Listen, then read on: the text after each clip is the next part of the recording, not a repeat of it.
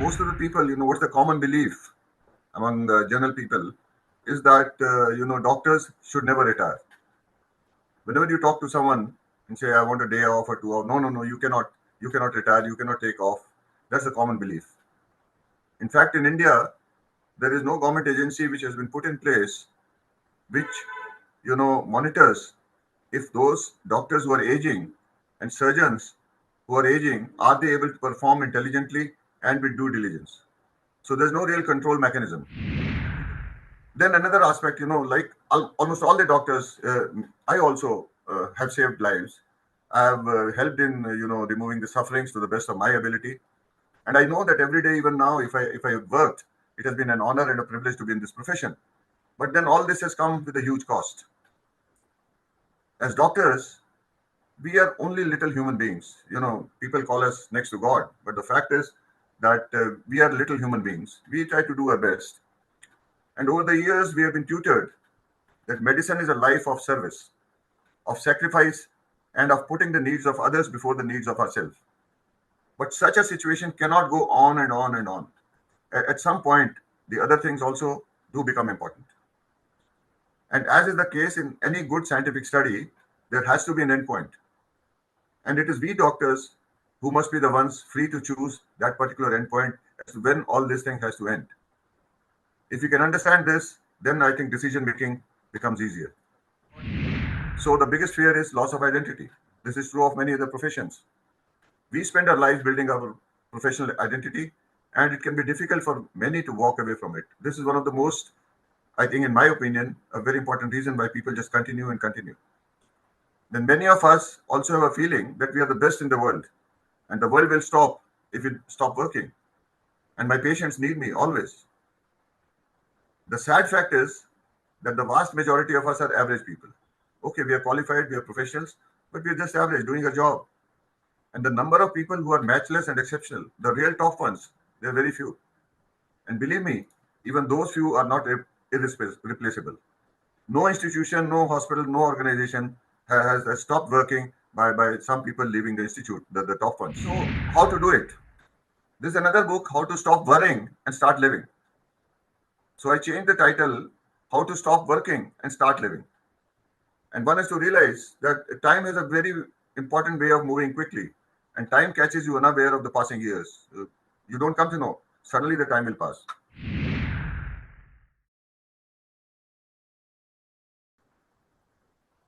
Namaste everyone. Welcome to Yes Talks. The title of today's session is Retire Before You Tire. Our guest speaker is Dr. Satish Jain. Professor Satish Jain is a renowned neurologist and former Professor of Neurology at AIIMS, New Delhi, with over 4 decades of academic, clinical, and research leadership. Currently Director of the Indian Epilepsy Center and Advisor, Cabinet rank, to the Government of Sikkim, he is internationally recognized for his pioneering work in epilepsy and hereditary ataxias. Recipient of multiple global honors, Professor Jain has published extensively, contributing over 180 research papers and several books to the field of neurology. Welcome, Dr. Satish, sir. We are truly honored to have you with us today on the Yes platform. Thank you so much for joining. Looking forward to an interesting session with you. Over to you, sir. Thank you, Arunima.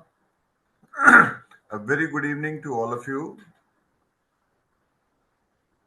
Today, before I start, I must acknowledge that this will be almost the first time that I'll be speaking on a non-medical topic. We did have a little session in Delhi Neurological Association meeting, and there I realized how difficult it is to talk on a non-medical topic. But then subsequently in our retired AIIMS faculty group, Dr. Bijlani proposed that, he would provide me another opportunity to speak on this. And that's how this session has come through. And I'm really grateful and I'm really happy to be sharing my thoughts on this very important topic, that is retire before you tire.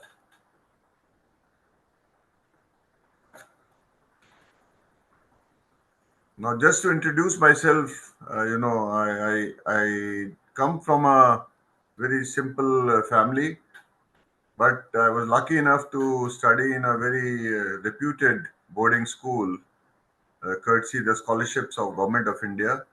And subsequently, I did my MBBS and MD from Medical College Rohtak.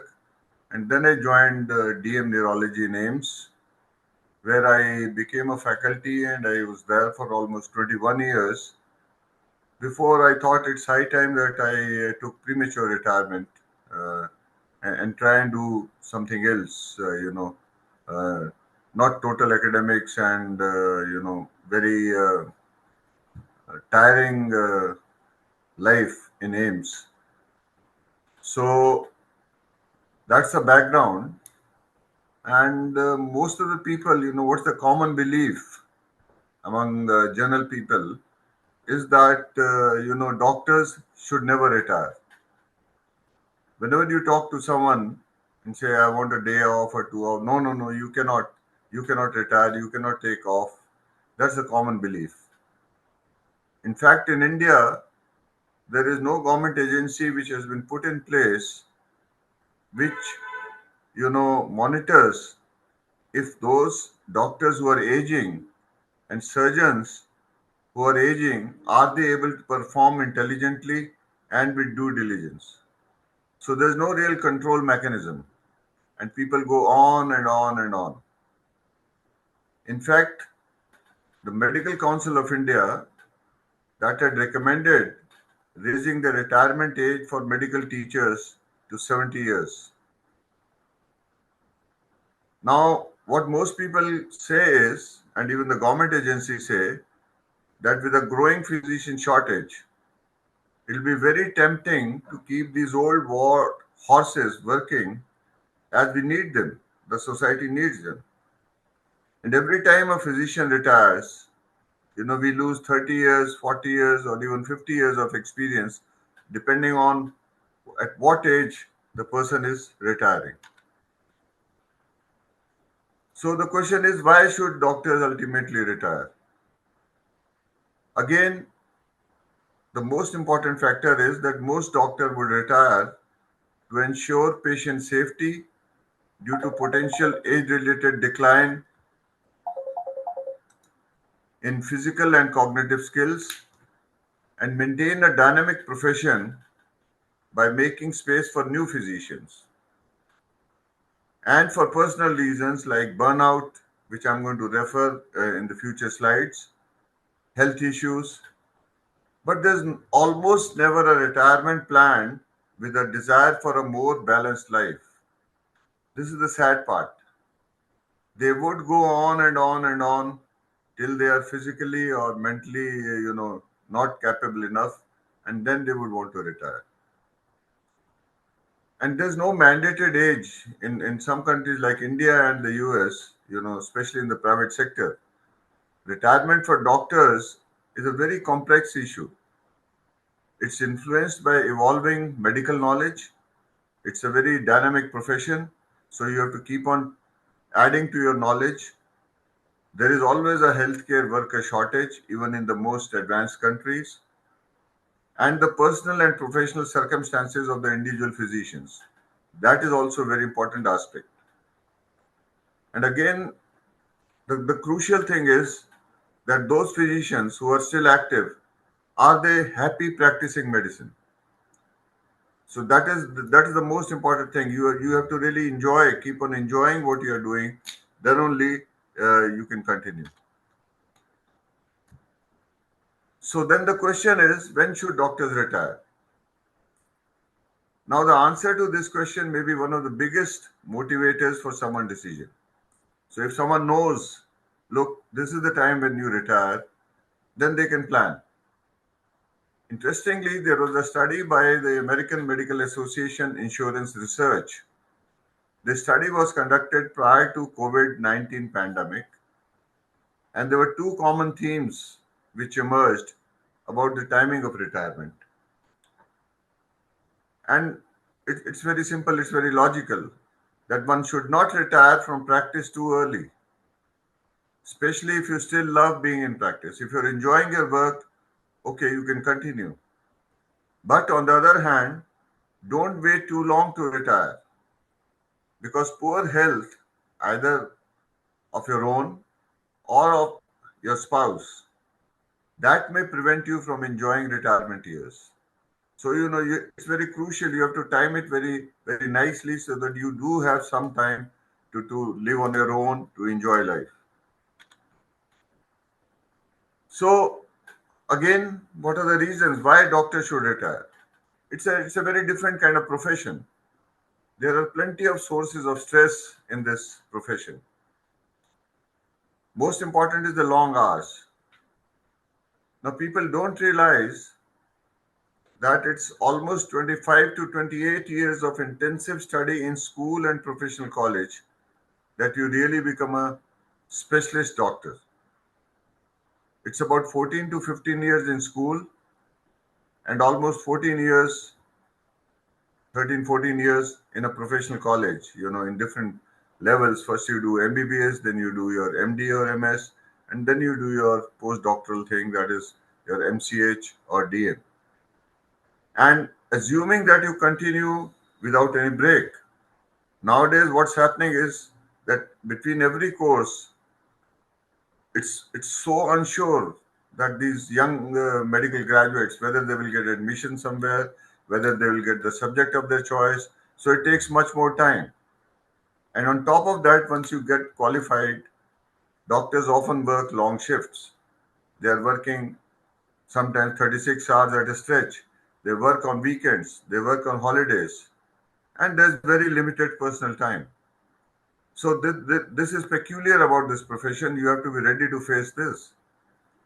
Along with this, there's an emotional toll. Very often, you are facing very difficult patient outcomes. You have to break a bad news to the family. Sometimes these people are close to you. It may be your own family. And then managing grief at that time can be emotionally exhausting and it can impact mental health. All those who have been in this profession would realize this. This is a very important aspect, at the mental level, what's going on. And it's a very high pressure job. We are required to make critical decisions quickly under pressure.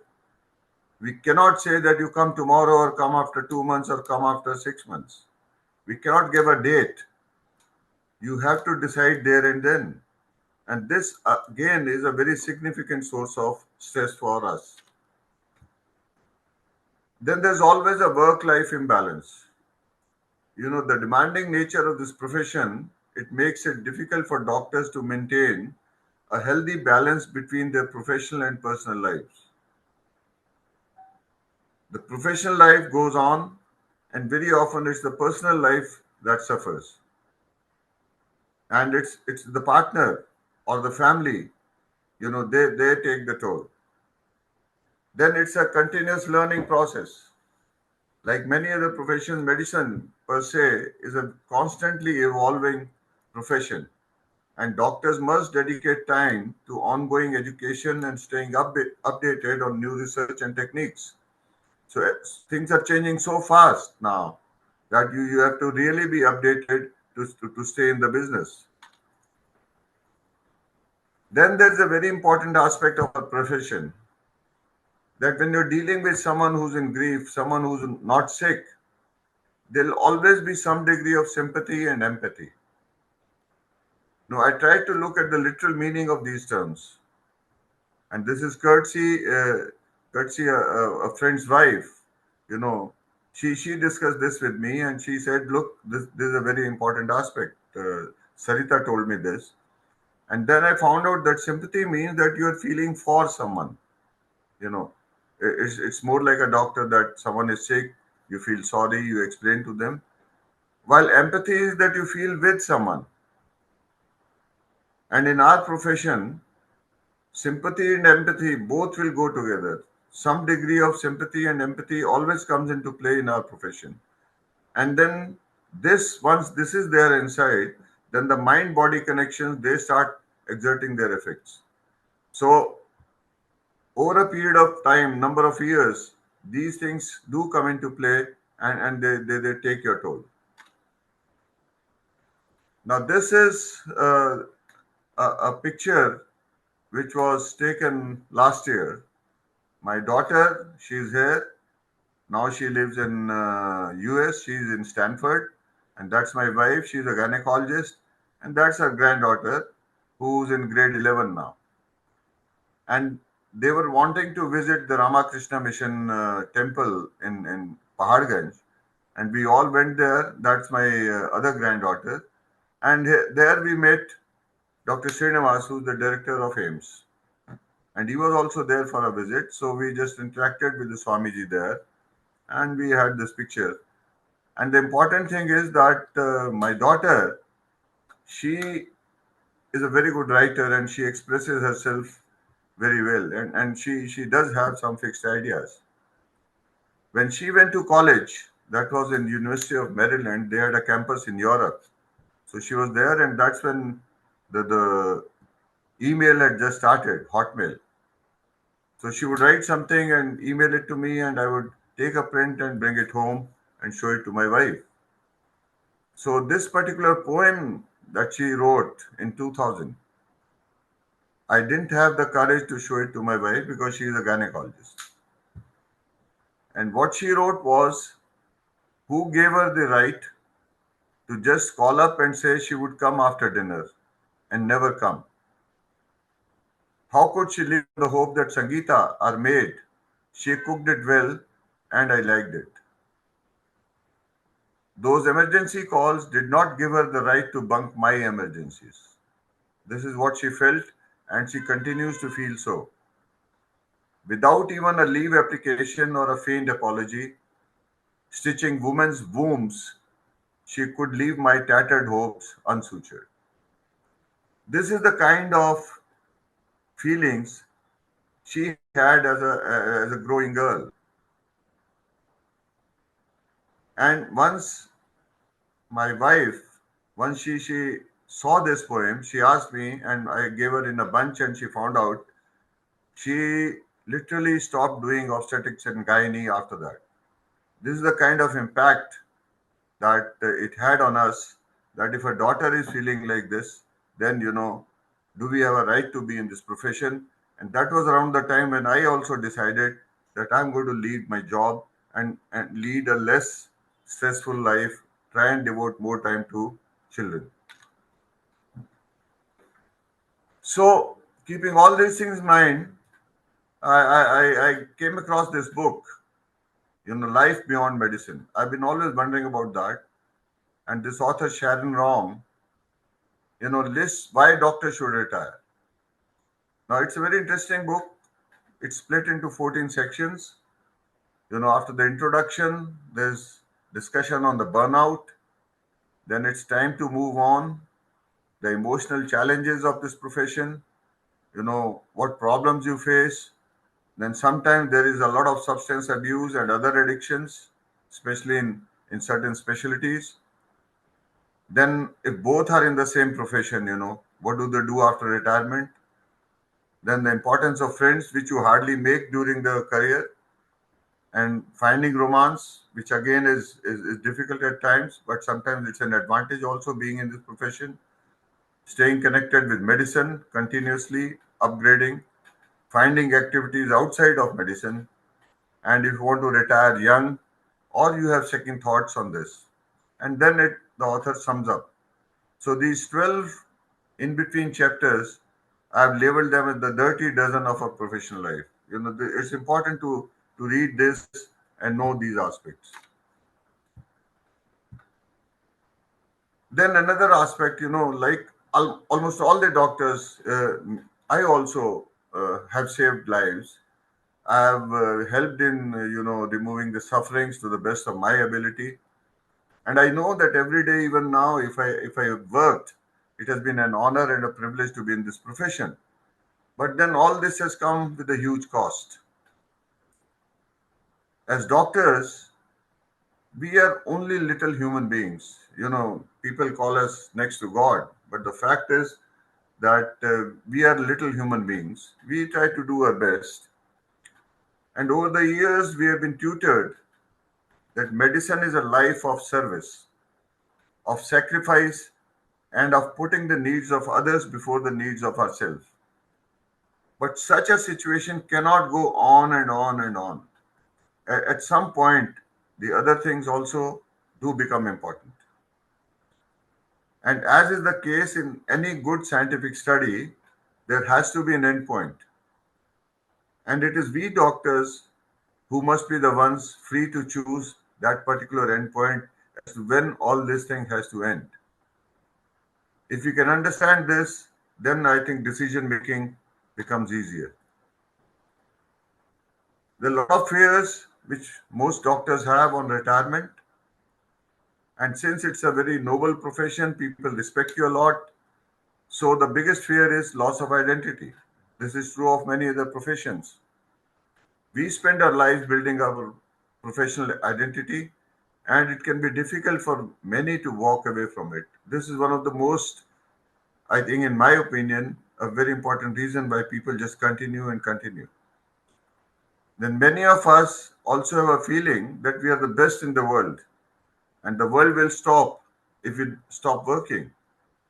And my patients need me always.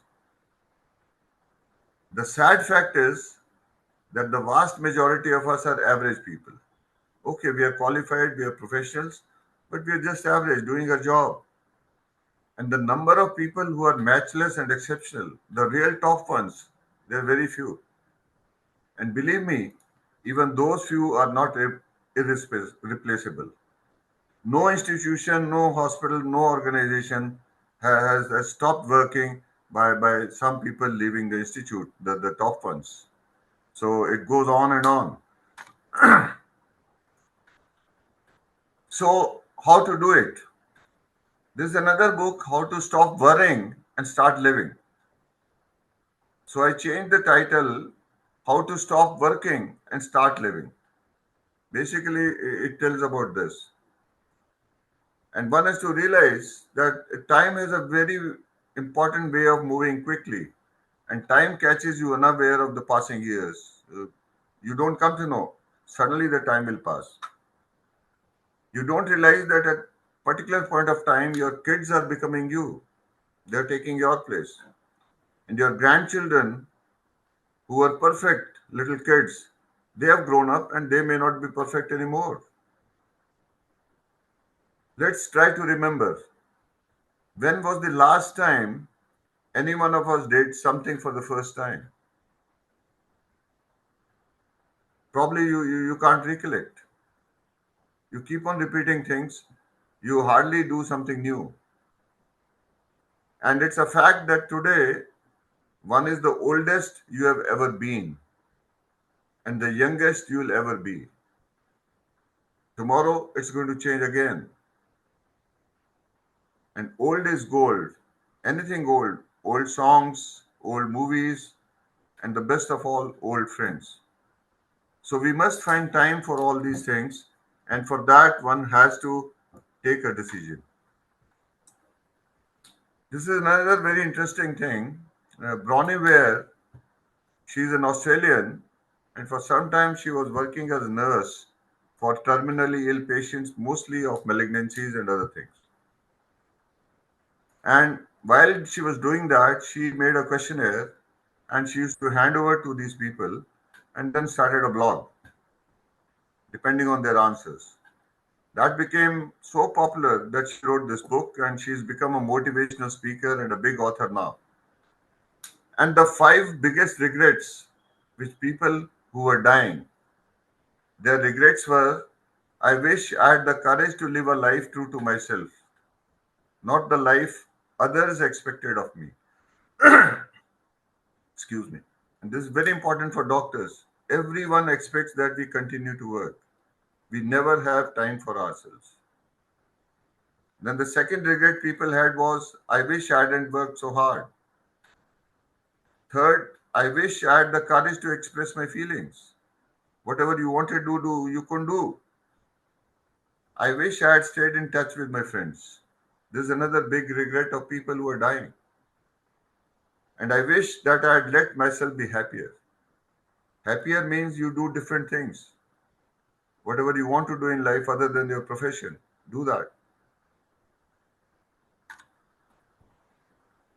Then there's the concept, mostly from the finance part, the die with zero. This is another, little message I got on WhatsApp a few days back in our group.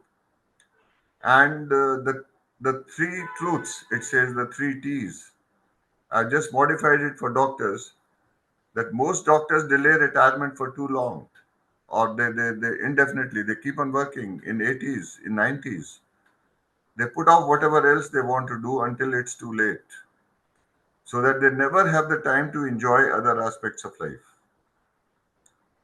And most of us continue in the profession for too long as if we had all the time in the world. We never realize time is moving fast. And when the end is near, we start wondering, why did I wait this long? The third, we all get only one ride in this roller coaster of life. So let's start thinking about how to make it most exciting, interesting, and satisfying ride it can be. So these are two of my friends. We were playing in a golf tournament, and I think one of them or two of them may be listening. So the question is, when must we retire?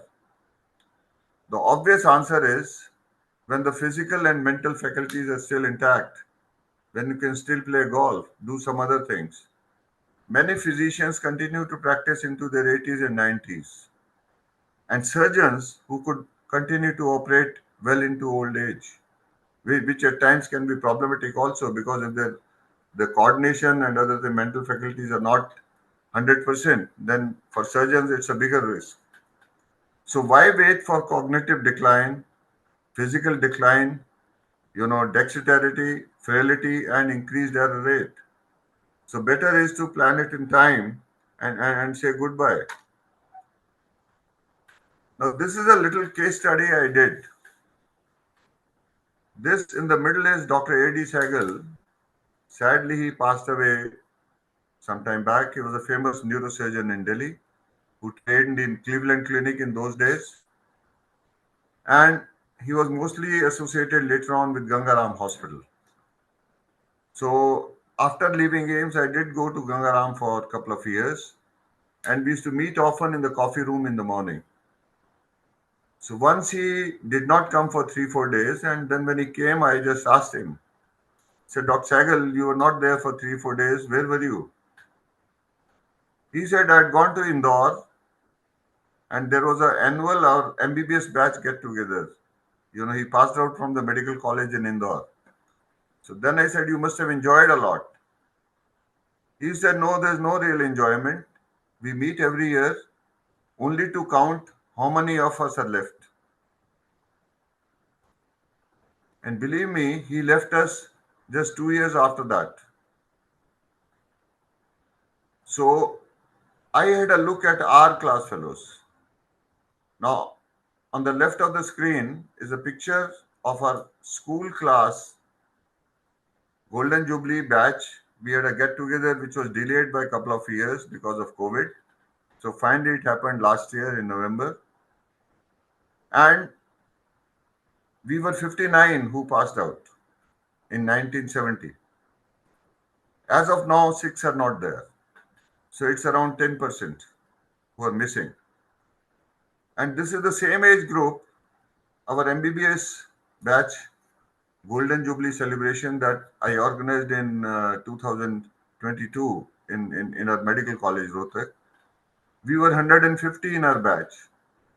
As of now, 16 are not there. And even out of this picture, 2 are not there.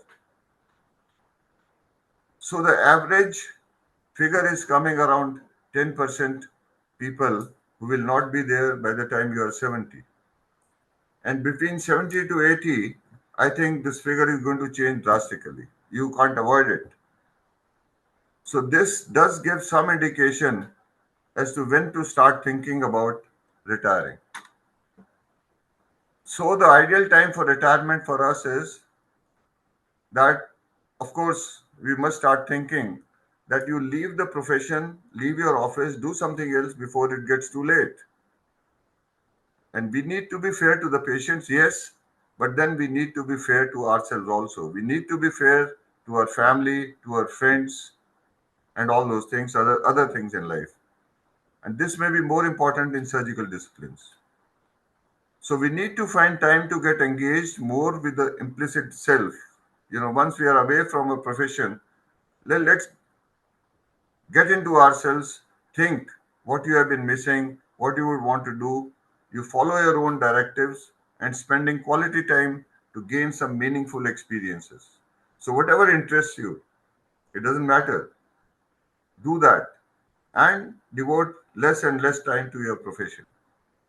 And the longevity figure suggests that when we are nearing 70 years of age, it should be a good time to start working on retirement. So, around 65, start planning the retirement, and by 70, I think most people who would want to retire should be able to do that. And this is reflected in our ancient philosophy also in the four stages of life in Hinduism. So the life four stages are known as ashrams. So brahmacharya, I'm sure everyone is aware, that's the student life, the first 25 years. Then there's a grihast ashram marked by marriage, family, and worldly duties. The Vanprasth ashram this is involving withdrawal from office. This is important. This is what we are talking about. This is to leave your profession, whatever you are doing, to engage more with the implicit self, pursue your spiritual growth, and do whatever you enjoy. And last is the sannyas for those who reach this stage of detachment and to achieve union with the divine. This is very few people, lucky ones, go up to that. And in the Western world, they say, it's the 8 plus 8 plus rule for 24 hours. This is explained by Buffett. Now I have modified it to 30 plus 30 rule. So plan and distribute your years, let's say approximately 90 years, into 30 plus 30 plus 30 to make a good balance sheet of your life. First 30 years, focus on education and learning. Next 30 years, focus on work, family, and other societal duties and responsibilities. And the third 30 years, you spend on these three F's, three H's, and three S's. And here they are given. Three F's are the family, friends, and faith, whatever you want to do, religion, whatever you want to do. The H's are the health, hygiene, and hobby. The three S's are the soul, service, and smile. So, whatever interests you, one should be able to do that. So, this is our little group, five of us who play golf together. Most of us are four. We are class fellows from school, and we discussed this topic and we said, listen, now we must meet once a year because we're not playing golf very regularly. So we decided to meet once a month and no agenda, clean tables. We just have a drink, have good food, and disappear. And at least for the last 2 months, we have been continuing. I hope this continues. So my recommendation is that you should live by the adage that it's better to be asked why you retired rather than being asked when you are going to retire. After a long and dedicated career, doctors have earned the right to retire and enjoy other aspects of life outside of medicine. So we must plan it well in advance and retire before one is tired. So one must think of hanging the stethoscope, and doctors officially retired from the crap. This is another interesting thing I found that, somewhere, and there's a retirement coloring book for adults. That's what these people were engaged in. Another slogan, proudly retired doctor, just like a regular doctor, only way happier. I think this is true. And thank you very much for a patient listening and happy retirement to all those who might plan retirement after hearing this. Thank you very much. Thank you so much, sir, for that deeply insightful and thought-provoking talk. And we are truly grateful that you shared your expertise and wisdom with all of us today. Thank you so much, sir. If it's okay with you, we can open the session to the participants. Yeah, Participants, if you have any questions or any sharings, please go ahead. You can raise the hand first, and I'll call out your name and you can unmute yourself and speak up. Another option is you can drop your messages in the chat box and I can read it out. Please go ahead, participants.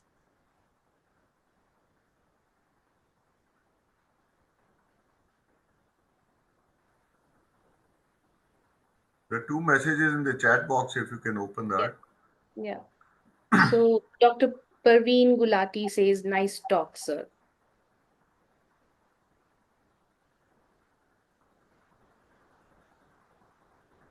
Satish, Yes, hi. Vilas. So, what I suggest, this is nice, interesting, but what you have said also applies to other professions. So, when you talk about this, you could sort of also generalize it because, say, what applies to a doctor applies to a lawyer or a chartered accountant or a businessman or so and so. But there are some things peculiar to your line, maybe the stress level and all, because you're dealing with human lives.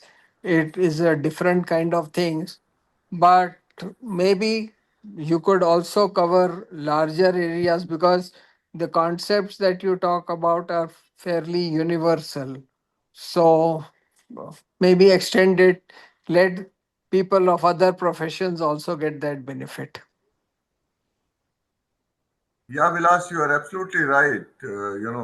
This is a general concept, but yes, as I said, there are certain peculiar things about our own profession Right, where the level of stress is different, the inputs that you have in terms of hours and years, that is different, and the expectations of the general public are different. You know, right.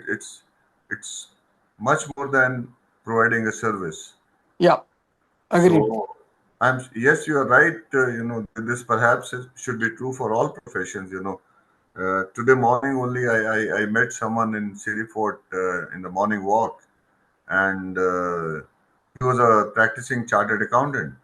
So he said yes, it's true for their profession also. I said yes, it's a general thing. You know, it's true for every profession. People must learn how to retire. Retirement means leaving your routine day to day work or reducing that and doing something else in addition. So it's not sitting idle. It's not that you're not doing anything, and you must try and do what you like, what you enjoy, or do something for the society, or do something whatever way you feel comfortable. Um, can I ask one more question? Yeah, I think go ahead, please. Okay. So, another thought that comes to my mind, I don't have any idea about it, hence, uh, I don't mean to be offensive to anybody as such, but this thing. The way all professions, and more so in medicine and science, there is so much of development and new things coming in, lot of research, so and so. One of the other reasons for retirement, I don't know how true uh, is in your profession, the ability of people to be updated in terms of knowledge. You might stay in touch, attend a few courses, so and so, but there is so much of development. So, what is the challenge that you see people in 60s, 70s, doctors at that age are facing as compared to the younger ones or the new ones coming out? Maybe they lack that experience, but in terms of technology and new developments, So, can you talk about, give what is the flavor and thinking on those lines? Or you feel that is not a challenge at all? People in their 70s can also be very much updated, because to stay updated, you have to put in a lot of effort. So, apart from the practicing time, doctors have to spend an equal amount learning and keeping abreast those things. So, give us some flavor of that. Yeah, what you're saying is very important. Interactive. In fact, it's a big issue in the West, especially in US. Yeah. This profession is such that you have to keep on updating yourself. And in India, as of now, there are no really set norms, but it's coming up. It's coming up very fast. In US, especially, you have to have certain credits of continued medical education, CMERs, everything. You have to keep on updating yourself, and the certifications have to be renewed. So it's a big challenge, and that becomes at a particular age, it becomes as a very important cause of stress, burnout, because Okay. things are changing so fast now that Right. once you're 50 or 60, it becomes almost impossible to uh, Right. keep a track of all the developments, and you cannot develop expertise at that age. So Yes. this is a very important issue, and Charity of that. the new regulations are coming up in India also, and in other countries. So this is a very important aspect. Okay.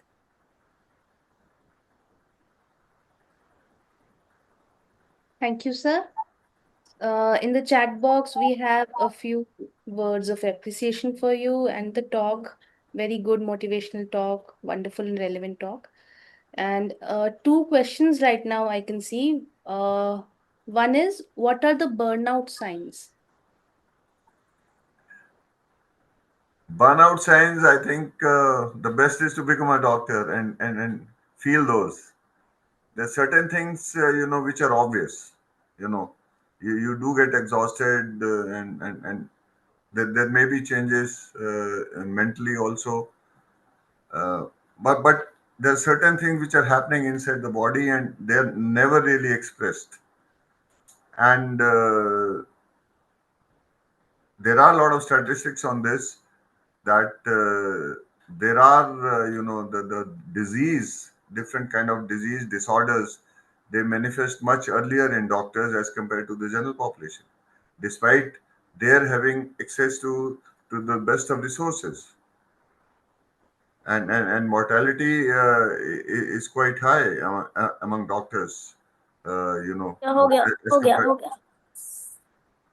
So this thing goes on and on and on over a period of time, and you don't have a normal sleep wake cycle, you don't have normal routine for anything, and this goes on for years and years, and ultimately, it does affect the health, mental as well as physical both. Thank you, sir. Another question, post retirement, how much important it is to prepare ourselves for death, and how can we do that?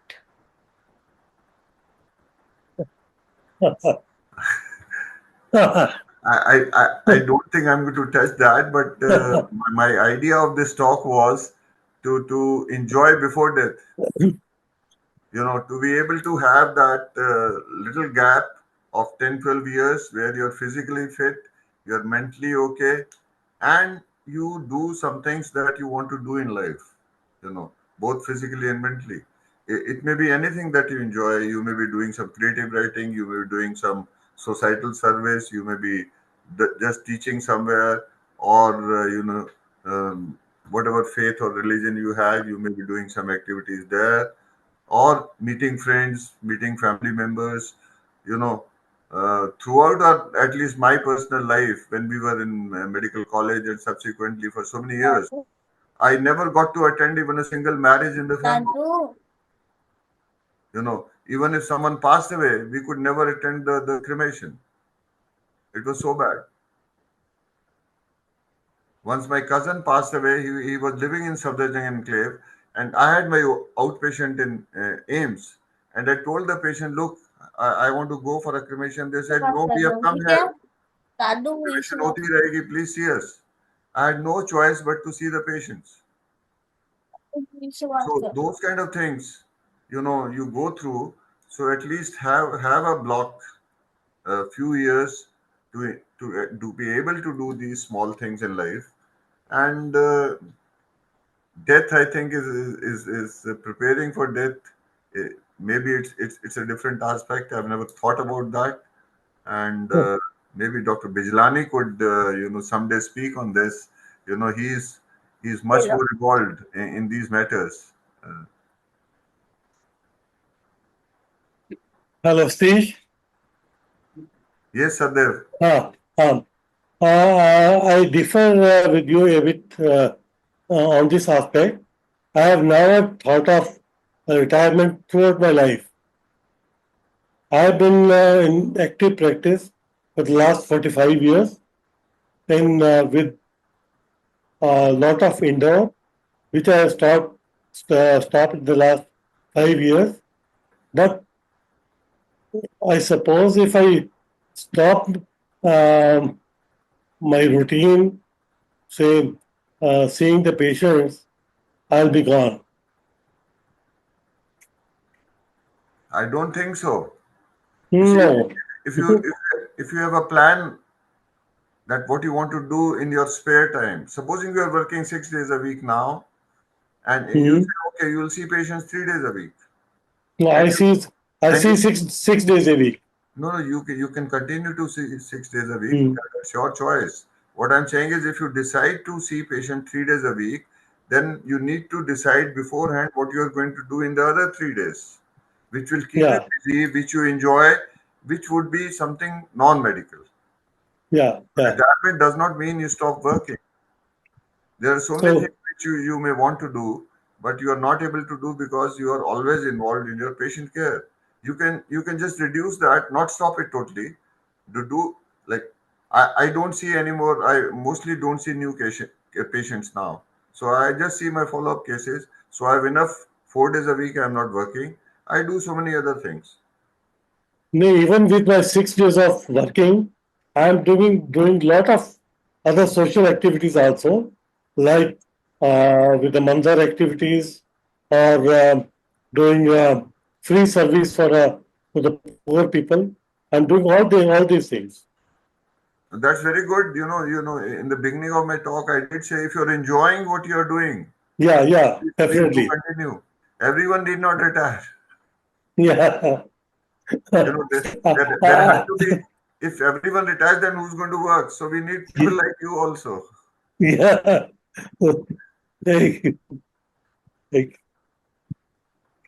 About that, I suppose nobody should think on those lines. I'm sorry? About that, nobody should plan.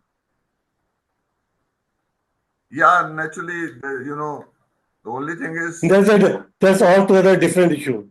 Yeah, that's a different aspect in there. So it's a very complex issue. So let's not get into that field. That was not the topic for today. And I'm sure. And Satish, I tell you, in the last 45 years of my practice, I have never missed my family function, whether it's of joy or sorrow. Okay, that's amazing. Yeah. I manage everything. We need people like you in the society so that some of us can retire. Very nice talk.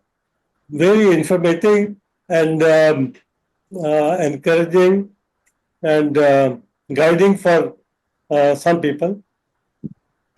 Not for me. Not for me. Not for me. Disagree.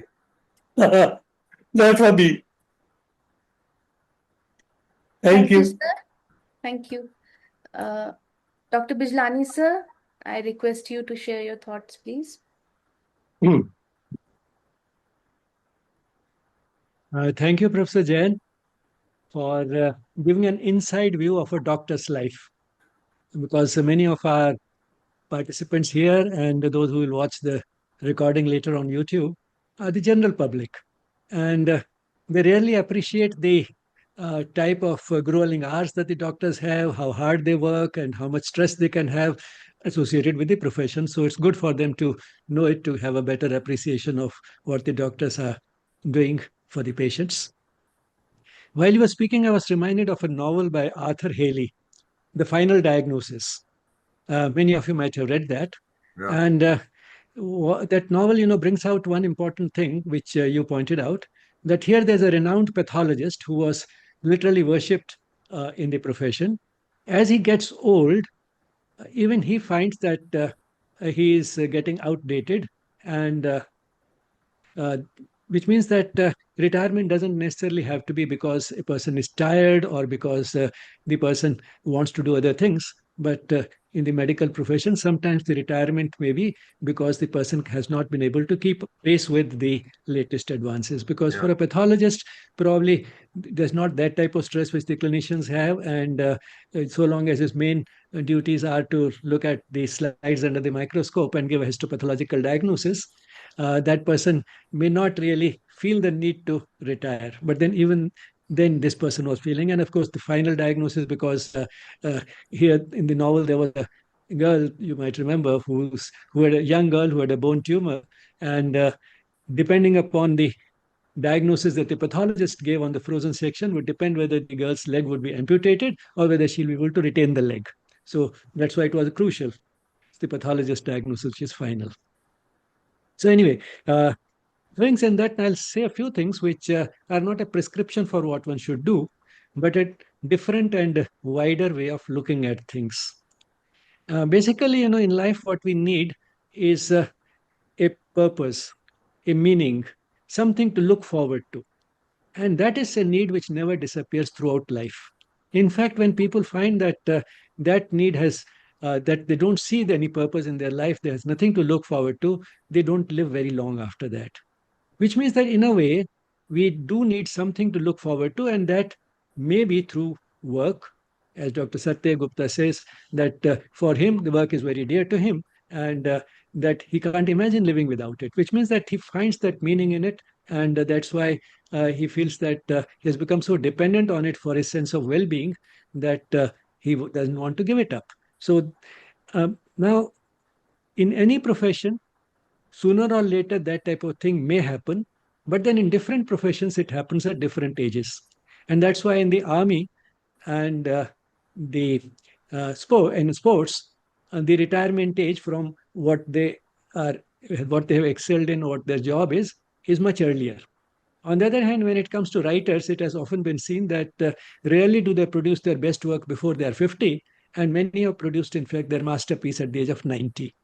So it means it depends upon the type of work that one is doing. But what unites all of us is that we do need a purpose to doing what we are doing. And therefore, what it means is that if we are in a profession where sooner or later, either we may experience burnout or we may feel that we have got outdated or uh, these type of skills we need are not possible. For example, a surgeon, if his hands are shaking, he may find that now he can't do the work properly. So whatever the reasons may be, what it means is that we should be able to find meaning and purpose in something else Yeah. when you are not able to continue with the profession. Which means that the preparation for retirement or that side of eventuality should start much earlier. As in your case, through this WhatsApp group itself, I've discovered how deeply interested you are in music. And that's another aspect which maybe one day you could talk about, your deep involvement in the field of music. And Arunima, by the way, is also a musician and belongs to a family of I mean, musicians.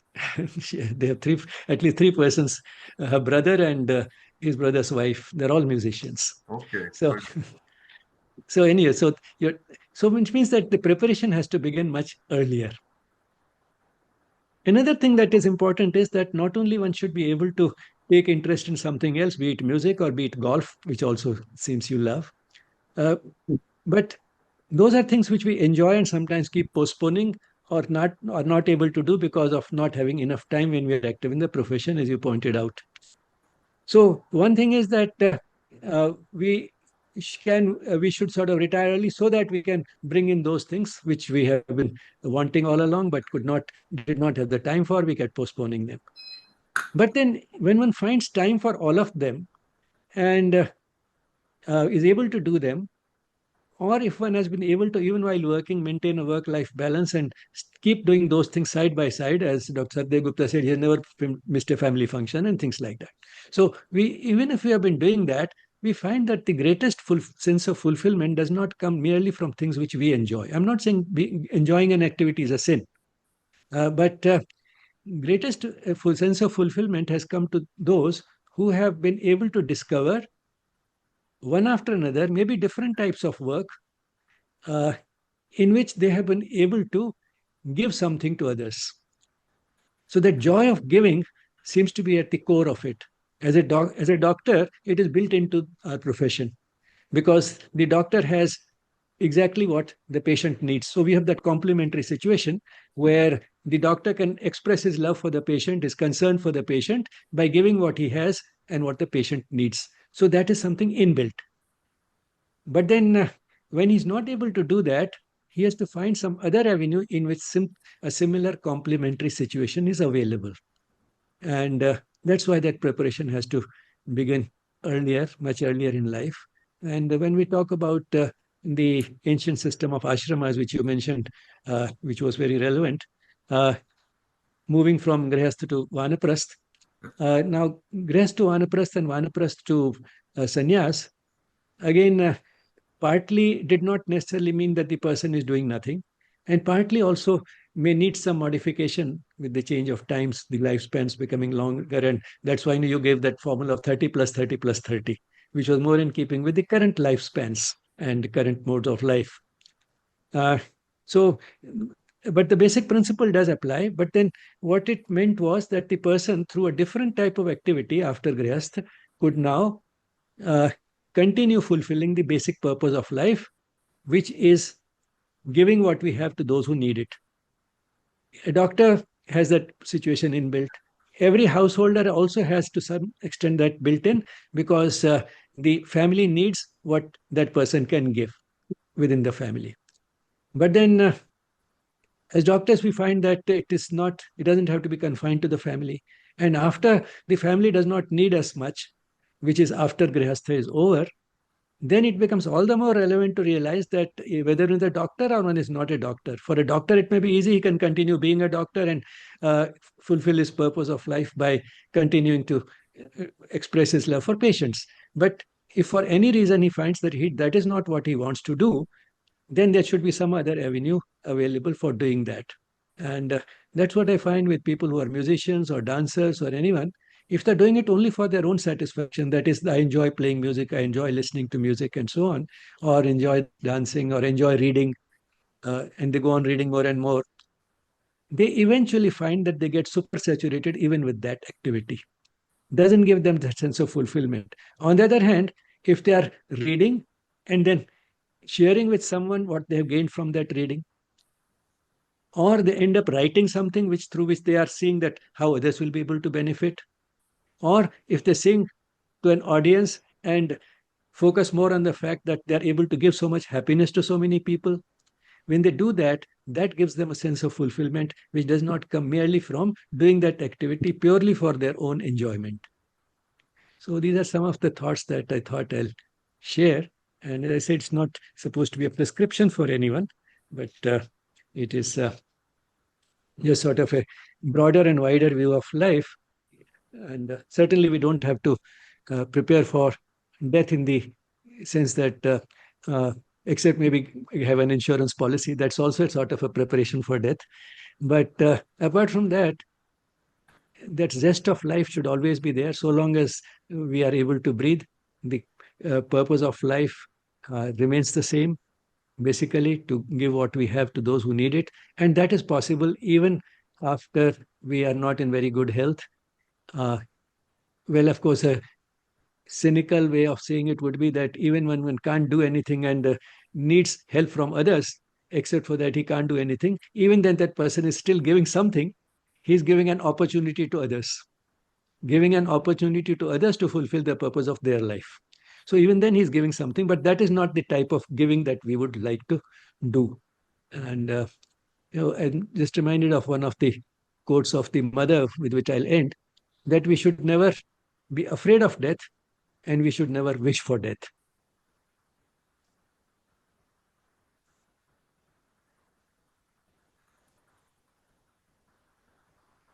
Thank you so much, Dr. Brijlani, sir. So, yeah, before we close today's session, let me quickly inform that the recording of today's amazing session will be available on our YouTube channel, Yes Spirituality. You can visit the channel and explore extensive content on yoga, education, spirituality, and related subjects like psychology and wellness. Please do visit the channel. Dr. Satish, sir, thank you so much once again for sparing your valuable time for all of us. We are truly grateful. Thank you, sir. Thank you. It was a pleasure being here. I really enjoyed it. Thank you. Thank you, Steve. Thank you. Thank you. Participants, thank you for being with us today. We'll close today's session now with a moment of peaceful silence. Namaste. Namaste.